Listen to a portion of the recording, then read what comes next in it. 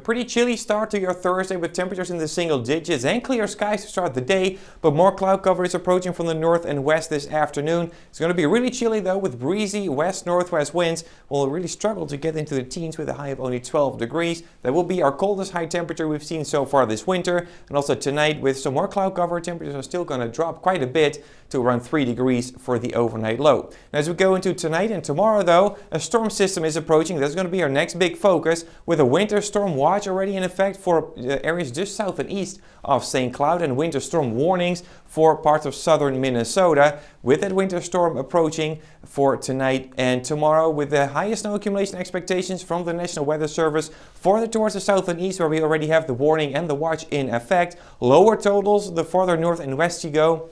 Also closer to St. Cloud, the total should be lower, but there is still quite a bit of uncertainty with this storm system, mainly in the track. It is still over a part of Colorado right now, and as we go through today, it's going to move out into the plains. Then the question is, how close is it going to get to us? Because it is going to make a northward turn at some point, but the question is, how far north is it going to get? If it's going to stay farther towards the north and cross over parts of central Wisconsin, it is closer to us in central Minnesota as well. That should increase our snow potential for the day tomorrow. But if it's going to stay farther towards the south and cross over northern Illinois and into southern Michigan, it's going to stay much further away. And in that case, we also have a lot more dry air to deal with from the north. And in that case, I wonder if we could see any precipitation at all in central Minnesota. So that's something we still continue to track throughout the day today. And that's why we will have another recording, another update coming to you tonight around 10 p.m. on our social media. So make sure to stay tuned for that, as we should have a lot more updates and more clarity